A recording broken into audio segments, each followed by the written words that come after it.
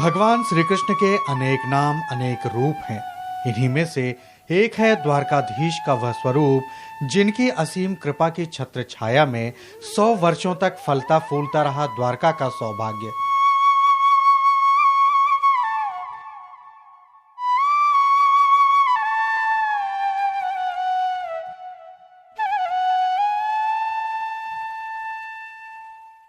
जी हाँ, कृष्ण भक्ति के मार्ग में द्वारका का पड़ाव अहम है।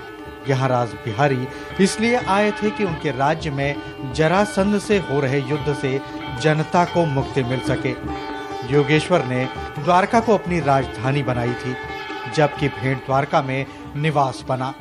यह ओखा से 5 किलोमीटर दूर समुद्र में स्थित एक टापू पर है। अब आपको ले चलते हैं कृष्ण के इस महल की ओर। मान्यता है कि द्वारका पहुंचकर भेंट द्वारका न जाना यात्रा को अधूरा बना देता है। तो चलिए चलते हैं भेंट द्वारका। ओखा तट से नाव पर सवार होकर समुद्र की लहरों के बीच शुरू होता है भेंट द्वारका का सफर। भेंट द्वारका को त्याग, सम्मान, भक्ति और मोक्ष प्राप्ति का मार्ग माना जाता है। लगभग 5 किलोमीटर की यह यात्रा कलकल लहरों के बीच भक्ति मार्ग के चरम तक ले जाती है, जहां कृष्ण की नगरी है, उनके मित्रता की गवाही है और भक्त के प्रति भगवान की कृपा है। भेंट द्वारका के तट पर पहुंचने के बाद मुख्य मंदिर तक पहुंचने के लिए रिक्शा या टमटम की मदद ली जा सकती है। हमने भी यही किया और रिक्शा की मदद से चल पड़े भगवान कृष्ण के महल की तरफ। इस पूरे रास्ते में श्रद्धा भाव के संचरण को मन में महसूस किया जा सकता है। रेत से घिरे इस टापू पर कृष्ण की भक्ति ने मंगल ही मंगल कर दिया है। यहीं पर बाल सखा सुदामा से द्वारकाधीश भगवान श्री कृष्ण की भेंट हुई थी, इसलिए इसे भेंट द्वारका कहा जाता है। यहाँ की प्रादेशिक भाषा में भेंट को बेट कहते हैं, जिस कारण इस द्वीप का नाम बेट द्वारका पड़ा।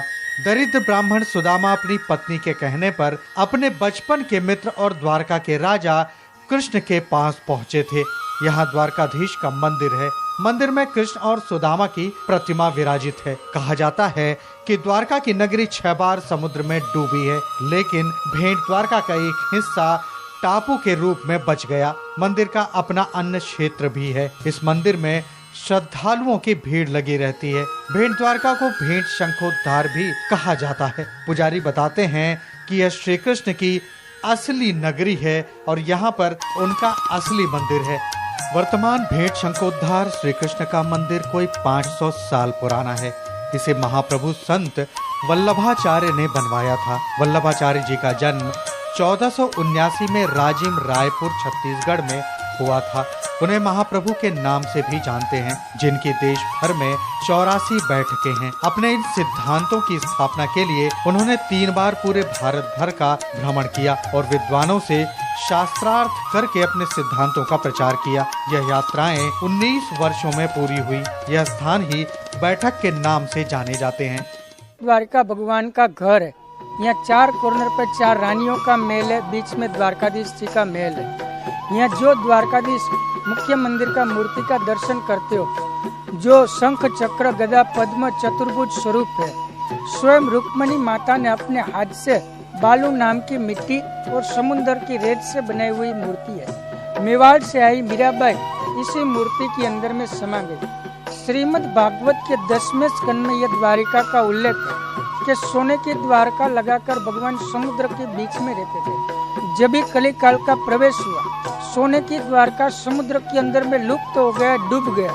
जो जमीन का टुकड़ा बचा, उनके ऊपर में वल्लभाचार्य जी ने स्थापित की हुई द्वारका है। हिंदू शास्त्र में 4 दिशाओं के ऊपर में जो 4 धाम बताए, उसमें पश्चिम का आखिर का धाम है द्वारिका और सप्तपुरी में ये मोक्षपुरी द्वारिका है, बेट द्वारिका। भेंट द्वारका के द्वारकाधीश मंदिर की कृष्ण प्रतिमा के बारे में कहा जाता है कि इनका निर्माण स्वयं रानी रुक्मिणी ने किया था। चूंकि कृष्ण को सुदामा ने चावल भेंट किया था, इसलिए यहाँ मंदिर के पास ब्राह्मणों को आज भी चावल दान करने की परंपरा है। परिसर में हनुमान, शिव, लक्ष्मी और विष्णु की मूर्तियां हैं। कृष्ण ने अपने गुरु संदीपन को गुरु दक्षिणा में गुरुपुत्र को वापस लाने का वचन दिया था, जिसकी प्रभास सागर में डूबकर मौत हो गई थी। गुरुपुत्र की तलाश में कृष्ण सागर में उतरे। पर सागर ने बताया कि पुत्र यहाँ नहीं है, उसे शंखासुर नामक दैत्य खा गया है। शंखासुर सागर का एक दैत्य था। इसके बाद श्री कृष्ण ने शंखासुर का वध कर डाला, पर दैत्य के पेट से भी श्री कृष्ण को बालक नहीं मिल पाया। शंखासुर के शरीर का शंख लेकर कृष्ण और बलराम यम के पास गए। यमलोक में शंख बजाने पर अनेक गण उत्पन्न हुए। यमराज ने कृष्ण की मांग पर गुरुपुत्र उन्हें लौटा दिया। वे बालक को लेकर गुरु संदीपनी के पास गए और पुत्र को लौटाकर गुरु दक्षिणा अदा की। इस तरह गुरु को पुत्र प्राप्त हुआ, जबकि कृष्ण के हाथों मरकर शंखासुर का उद्धार हो गया। जो कृष्ण भगवान ने मत्स्य अवतार लेकर शंखासुर नाम का दैत्य का वध किया, इसलिए ये द्वारकाधी का नाम प्रचलित हुआ बेट द्वारिका।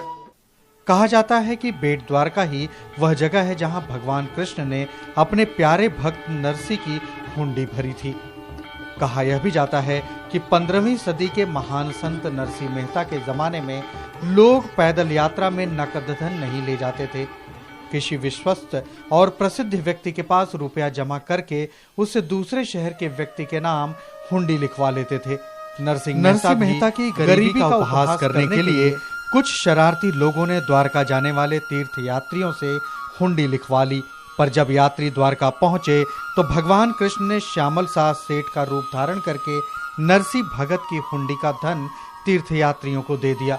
नरसी भगत वही संत हैं जिन्होंने वैष्णव जन तो तेने कहिए जैसा भजन लिखा था। यहाँ भगवान श्री कृष्ण के अनेक छोटे बड़े मंदिर बने हुए हैं। बेट द्वारका के द्वीप की पूर्व दिशा के कोने पर हनुमान जी का एक बहुत ही बड़ा मंदिर बना हुआ है, इसलिए इस ऊंचे टीले को हनुमान का टीला भी कहा जाता है।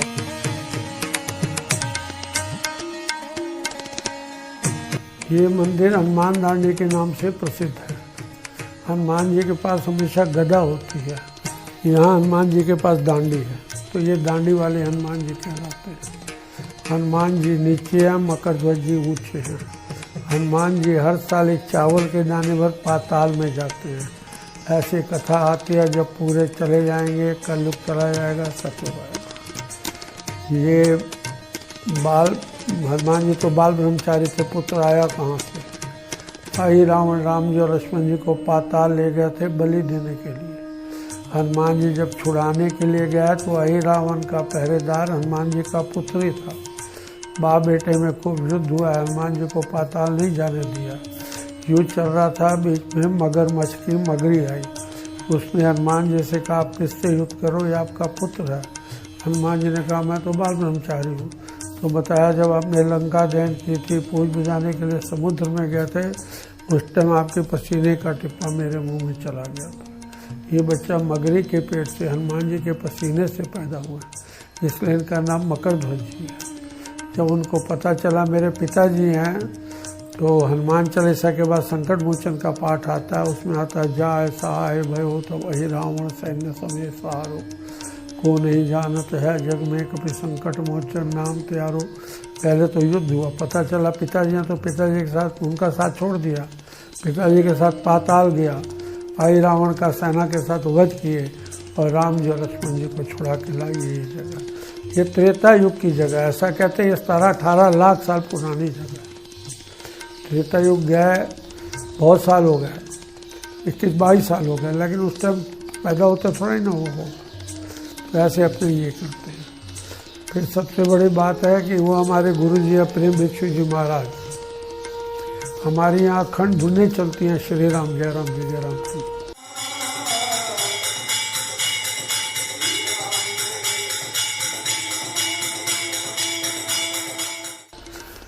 गुरु जी ने 3 मंदिर बनाए थे, जामनगर, पोरबंदर और द्वारका। जामनगर में जो हमारी अखंड धुन चले वो गिनीज रिकॉर्ड बुक में है। और अभी हमारे 13 मंदिर है, गुरु जी 3 ही बनाए थे, पावर हाउस यही, यही से शुरुआत हुई। और यहाँ मानता के लिए बहुत लोग आते हैं। किसी के यहाँ संतान नहीं होती, संतान की शादी नहीं होती, कोई धंधे नौकरी में जमीन जायदाद मकान में विघ्न पड़ गया, तो यहाँ से सुपारी मिलती है। वो सुपारी पहले हम हनुमान जी की छाती पे लगाते हैं। छाती पे लगाने का कारण क्या, वो मेरे हनुमान जी का स्वरूप हो गया, वो सुपारी नहीं। उसके दोनों टाइम अगरबत्ती, दोनों टाइम हनुमान चालीसा, श्री राम जय जय राम का खूब जाप करना पड़ता है। मंगल शनि हनुमान चालीसा ज़्यादा करनी पड़ती है। मंगल शनि हनुमान जी का दिन होता है। बोला मंगल और शनि हनुमान जी का दिन होता है। जब मान्यता पूरी होती है वो सुपारी वापस आती है।